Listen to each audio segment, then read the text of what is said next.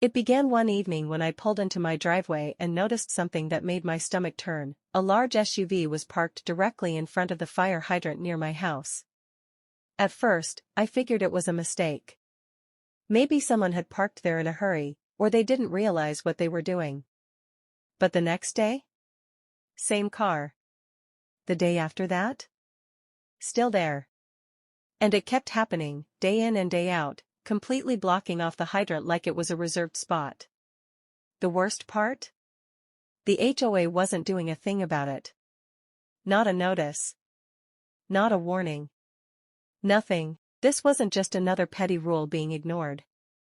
This was dangerous.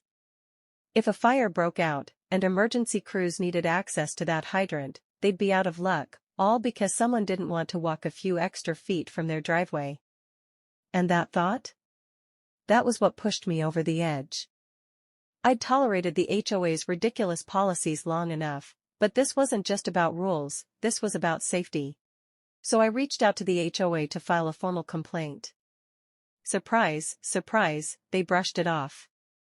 "We're working on it," they said. "It's being handled." But nothing changed. Weeks passed, and the SUV remained, smugly parked where it didn't belong. I knew then that if anything was going to get done, it would have to be me who did it.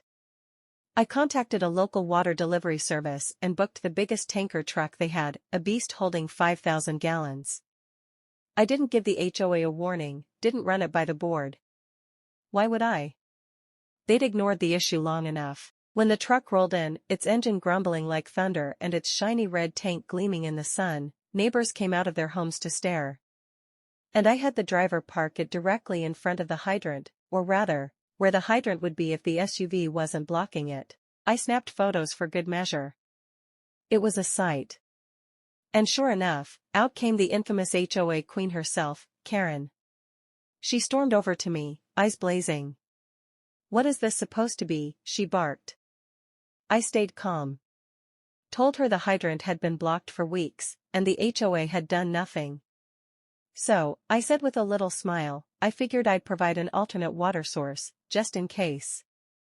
She fumed, trying to come up with a counter-argument, but she had nothing. This time, she wasn't in control. She gave me a death glare, turned on her heel, and marched back inside. By the end of that day, the SUV was gone.